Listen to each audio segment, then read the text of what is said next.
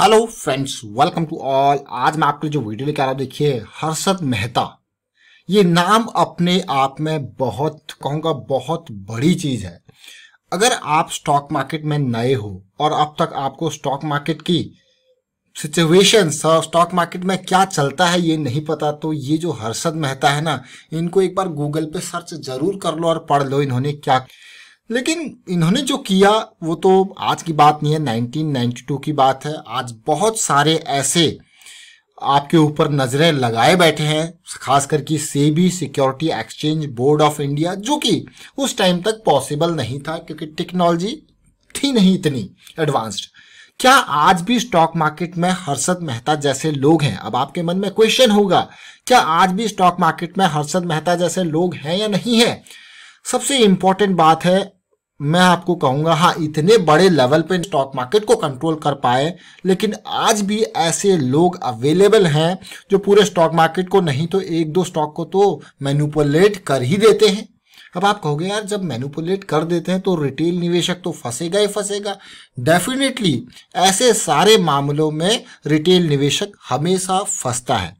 इसीलिए रिटेल निवेशक कहता है यार ये शेयर मैं खरीद लेता हूँ, सस्ता है, लेकिन जब वो देखता है कि जब उसका प्राइस मैनिपुलेट होता है और वो टाइमली वहां पे प्रॉफिट बुक नहीं कर पाता, करता नहीं है कि नहीं और तेज ये भागेगा, तो फिर वो फंस जाता है। क्योंकि आर्टिफिशियल बाइंग जब होती है, शेयर आसमान पे चले जाता है, फिर कोई बंदा वहां पे बेच के निकल जाता है और शेयर फिर वापस जमीन पे आ जाता है। जिस प्राइस पे आपने खरीदा था उससे भी नीचे चला जाता है। तो मैं आपसे एक बात कहूंगा, यहाँ पे एक बार जरूर, अगर स्टॉक मार्केट में आप 1 रुपया भी लगाते हो ना, तो हर्षद मेहता सर्च जरूर कर लेना। 1992 का स्कैम सर्च कर लेना। मार्केट में जो आर्टिफिशियल मैं कहूंगा बाइंग के थ्रू आर्टिफिशियल इकोनॉमी की हालत ऐसी खराब थी, उसके बावजूद मार्केट आसमान पे था। और ये पढ़िए जरा, और एक वेब सीरीज और आई है, मैं उसका प्रमोशन नहीं कर रहा, लेकिन मैं फिर भी मैं कहूंगा उसको भी अगर देखें तो समझिए कि स्टॉक मार्केट में कितनी बड़ी गड़बड़ होती थी। और अभी भी उस बड़े लेवल पे नहीं, लेकिन छोटे लेवल पे जरूर अभी भी होती है। अगर आपको यकीन नहीं है ना कि होती नहीं है, अब हर्षद मेहता वो नाम है जिन्होंने एसीसी जैसे शेयर्स को आसमान पे पहुंचा दिया था, और भी बहुत सारे शेयर्स को आसमान पे पहुंचाया था। और ऐसी ऐसी कंपनी जो लिस्टेड थी और मतलब कि जिनका कुछ एग्जिस्ट ही नहीं करता था, उनके शेयर्स आसमान पे पहुंच रहे थे, ऐसा से मान के चलिए। और आज भी स्टॉक मार्केट में आपको ऐसी चीजें बहुत देखने को मिलेंगी। अब मैं हर्षद मेहता की बात आई तो यहाँ पे कुछ इंफॉर्मेशन अब आपको, अगर आप इस लेवल तक कैसे पहुंचे, देखिए मैं आपको यहाँ पे दिखाना चाहता हूं आज सेबी ने जो काम किया। सबसे पहले सेबी ने 65 लाख का 13 एंटिटीज के ऊपर फाइन लगाया है। देखिए आज सेबी फिर भी इतना नजर जरूर रख रहा है, लेकिन ये भी बहुत कम मान के चलिए कि चलिए जो दिख गया तो उसके ऊपर फाइन लगा लिया। तो 13 एंटिटीज के ऊपर फाइन लगाया गया मैनिपुलेटिव ट्रेड। जैसी मैंने ये खबर देखी तो मैंने कहा आपको जरा बता दिया जाए कि भाई मार्केट में आज भी बड़े नहीं तो छोटे हर्षद मेहता जी अवेलेबल है, और ऐसे बहुत सारे अवेलेबल है। बड़े लोग जो आप देखते हो कि आर्टिफिशियल मैनिपुलेशन मैं कहूंगा यहाँ पे प्राइसेस की होती है, और कई बार ऐसे, लेकिन कई सालों बाद ये इन्फॉर्मेशन निकल के आती है और फाइन लगता है 4-5 साल बाद। तब तक तो भाई जो रिटेल निवेशक थे वो तो गया। चलिए किसी ने आर्टिफिशियल मैनिपुलेशन करके फंसा लिया लोगों को, उसके बाद क्या, ये कब खबर, अब आप देखिए यहाँ पे ये फाइन लगा है आज, लेकिन खबर कब की है, ये जैसुक डीलर्स लिमिटेड है। इन्होंने फरवरी 2014 से लेकर जुलाई 2016 तक यहाँ पे वायलेशन किया था, और फाइन कब लग रहा है, ये 2020, अभी बल्कि 21 आने वाला है। अब आपको हो गया यार, ये मतलब देख लीजिए, ये वही है, इंडिया के कोर्ट वाला सिस्टम है भाई, तारीख पे तारीख चलती जा रही है। और ये सिस्टम देख लीजिए अब आप क्लियरली, अगर आज भी आपको यकीन नहीं होता तो ये सच्चाई है। मार्केट में बहुत सारे हर्षद मेहता बड़े नहीं तो छोटे अवेलेबल है। मैनिपुलेशन का जो है प्राइस मैनिपुलेशन अभी भी चलता है।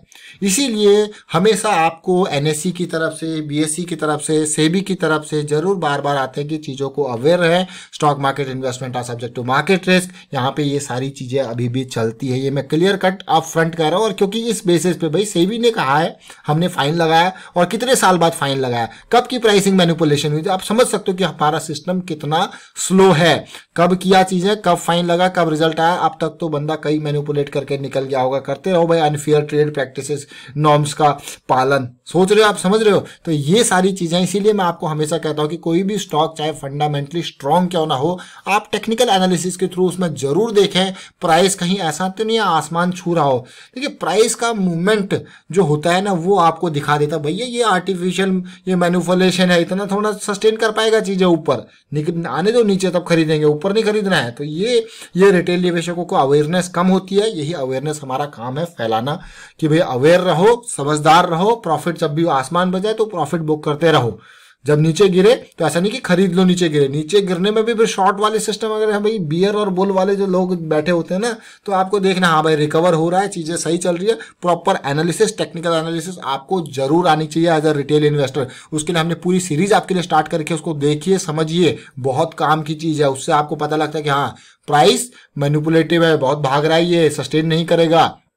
दूसरी इंपॉर्टेंट खबर, ये तो एक खबर थी वो आपको क्लियर हो गया कि बहुत सारे हर्षद मेहता अभी भी अवेलेबल है, लेकिन एक और चीज आपने देखी होगी, अगर हर्षद मेहता की सीरीज देखोगे सर्च करोगे तो आपको पता लगेगा कि भाई उन्होंने स्टार्टिंग में जब वो जॉबर का काम किया करते थे, पहले मार्केट में क्या होता था भाई सब खड़े रहते थे ऑर्डर एग्जीक्यूट करने के लिए, वही जॉबर कहलाता, तो वो इनसाइडर ट्रेडिंग वो इन्फॉर्मेशन निकालते थे कंपनी के अंदर की भाई कंपनी में चल क्या रहा है, कुछ हड़ताल तो नहीं हो रही है, रिजल्ट आने वाला है, कैसा रिजल्ट आने वाला, वो सारी चीजें निकाल के उसके बेसिस पे जो है आगे काम करते थे। तो क्या आज भी ऐसा कुछ होता है? ऑल्दो कंपनी ने कहा है सेबी की तरफ से कि इनसाइडर ट्रेडिंग नॉर्म्स जो है वो फॉलो होनी चाहिए। जब रिजल्ट आता है आप देखते हो कि कंपनीज अपनी एम्प्लॉयज को कह देती है कि आप इस टाइम के बीच में क्लोजर विंडो है, आप ट्रेड नहीं कर सकते, लेकिन उसके बावजूद चलिए आप मान के चलो आप किसी कंपनी में काम करते हो, उसका रिजल्ट आने वाला, आपको पता है भाई रिजल्ट आ रहा है, रिजल्ट अच्छा आ गया तो ठीक है भाई आप मत करिए, अपने फैमिली के अंदर से मत करिए, लेकिन किसी दूर के रिश्तेदार से खरीदवा दीजिए शेयर। आपको दिख रहा है क्या